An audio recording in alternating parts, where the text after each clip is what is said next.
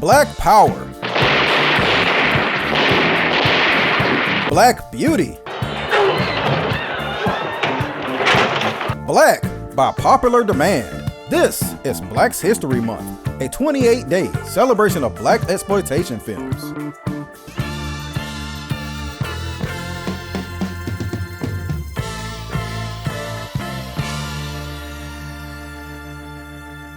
This is the Slams, which is the name of the prison that Curtis Hooks, played by Jim Brown, finds himself in. Jim Brown was always adamant that he hated when his films were called blaxploitation films, and I think that's why he gravitated to films that were more unique during his time period. The Slams isn't necessarily wholly unique, but it does have some elements that distance itself from the typical exploitation film. Curtis Hooks isn't the type of person who could say he's innocent and just found himself in a bad situation.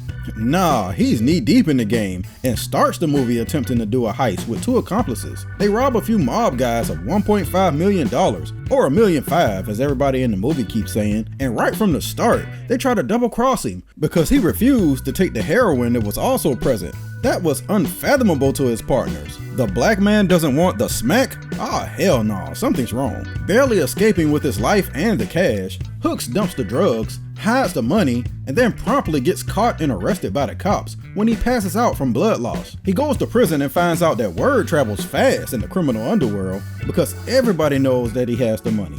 I mean, everybody, from the warden all the way down to the lowest of inmates. And everybody wants a piece. And I'm not just talking about the money either. This sets up a situation where all sides are trying to manipulate or use Hook to get a piece of the action.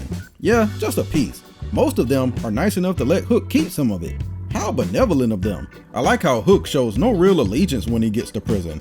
He's just trying to do his time and that's it. The black inmates and the white inmates are at war with each other, and you would think Hook would immediately side with the black inmates, but he don't trust their ass either. I don't know. I think I would have took the protection once I saw the size of the leader of the white gang. God damn. This mammoth human being is named Glover, and I thought he looked familiar. He's played by Ted Cassidy, and most people know him as Lurch on the Addams Family. The black and white TV version, of course.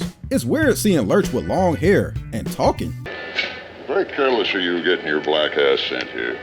He even sounds terrifying. Believe it or not, the real villain isn't any of the inmates or the warden.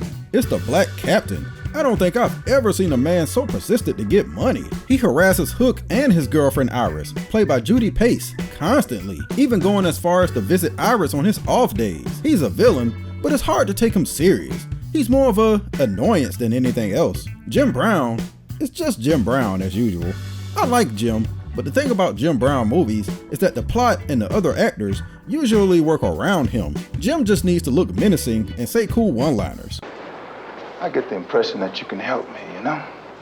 But what I can't figure out is how can I help you? The story will pick up the rest, and that's exactly what the Slams does. The story picks up way more the longer it goes, and it's definitely backloaded, delivering some honest to goodness tension and stakes by the end. It's worth the watch just to see who's going to end up with the money in the end, but I wish that was the primary focus. I didn't really care about the prison war stuff so much and would have rather it been replaced with more of Hook trying to survive in prison and Iris trying to help him on the outside. However, it's held up and stays entertaining thanks to some decent performances and well-written dialogue, which means your stay in the Slams won't be a long and boring sentence.